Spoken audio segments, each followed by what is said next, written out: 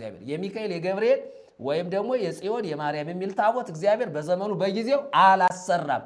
እግዚአብሔር የሚያውቀው አንድ ታቦት ብቻ ነው። ሌላ ታቦት የለም፣ ሌላ ጽላት የለም። የጽላቱን ማሰራር ለሙሴ እግዚአብሔር ነው የሰጠው። እንዴት እንደተቀረጸ እንዴት እንደተሰራ ሲና ተራራ ላይ ሄደን ማየት ታሪኩን እንችላለን ማለት ነው። ስለዚህ በመጽሐፍ ቅዱስ በብሉይ ኪዳን ዘመን ታቦተ ጽዮን የሚባል ታቦተ ሚካኤል የሚባል እንደገናም ደግሞ ከኢየሩሳሌም ከቅድስቱ ከተማ ከኢየሩሳሌም ወደ ኢትዮጵያ መጣ። ቀይ ባህር ተከፍሎ ወደ አክሱም መጣ። ከዚያ አክሱም ጽዮን ማርያም የሚለው ከዚያ የመጣ ነው። ይቺ የአክሱም ጽዮን ማርያም ከኢየሩሳሌም መጣች የሚለው ከኢየሩሳሌም እንዲህ አይነት ታሪክ የላትም። በእንዲህ አይነት ታቦት አትጠራም። ስለዚህ የቃል ኪዳኑ ታቦት አንድ ነው። ከዚህ ውጭ የሆነው ታቦት ግን ይህ መጽሐፍ ቅዱሳዊ የስህተት አስተምሮ መሆኑን በደንብ አድርገን እናገራለን ማለት ነው። እንግዲህ ይህን ሁሉ ከተናገር ጽላት የሚለውንም ነገር በደንብ ማብራራት ያለብን ይመስለኛል። እና ታቦት አንድ ታቦት ነው። በቃ ሌላ ታቦት የለም።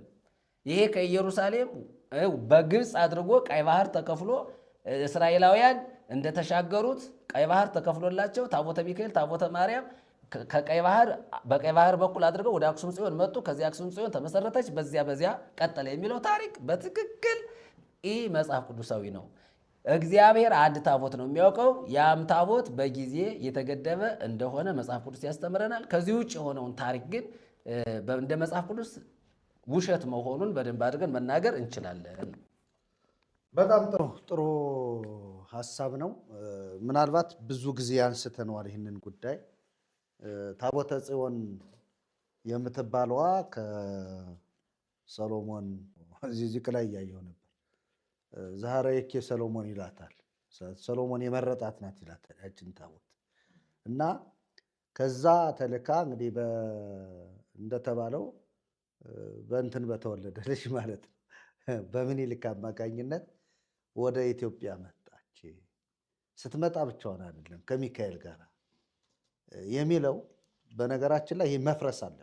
በነገራችን ላይ መሪ ዝሙትን እዚህ ጋር በደንብ መቆም አለበት። እሱ ሰሎሞን ነው፣ ችግር የለው።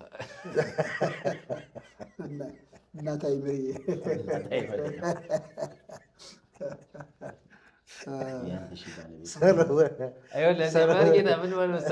የውሸት ታሪክ መሆኑን የምታውቀው ምን ታውቃለህ?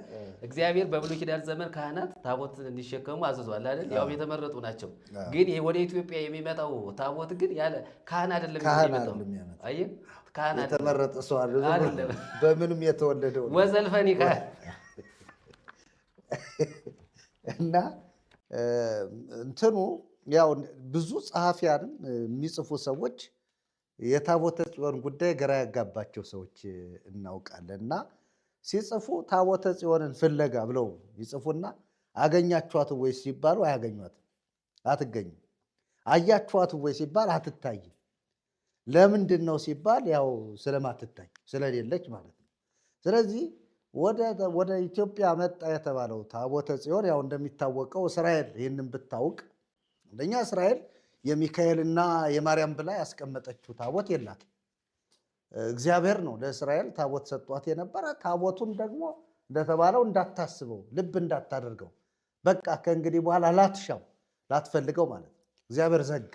ይሄ እግዚአብሔር የዘጋውን ጉዳይ የኢትዮጵያ ኦርቶዶክስ ተዋሕዶ ቤተክርስቲያን ከሌሎች ሀገሮች እኔ እበልጣለሁ፣ እኔ በቃ የእግዚአብሔርን አደራ አስቀማጭ ነኝ በሚል አይነት ነገር አሁን ህዝብን ግራ በሚያጋባ ሁኔታ የማይታይ እውነተኛ ያልሆነ ታሪኩ ምንም ተጨባጭ የሌለው ታሪክ የሆነን ነገር አምጥታ ታቦት አለኝ ብላ እንግዲህ እንደተባለው አክሱም ጽዮን የሚሄደው ህዝብ ቀላል አይደለም። ህዳር 21 ቀን እና ይሄ ጉዳይ በደንብ መፍረጥረት አለበት። ህዝባችን እስከ መቼው ሲታለል ይኖራል? እስከ መቼው ነው ህዝብ በሌለ ነገር ላይ አለ ብሎ ሲንከራተት የሚኖር?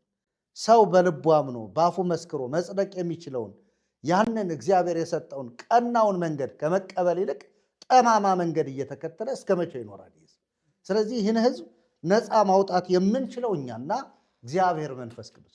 ስለዚህ በደንብ አድርገን ታሪኩንም እያየነን ውሸት እንደሆነ አስረግጠን መናገር አለብን የሚል እምነት አለ። እንግዲህ ታቦት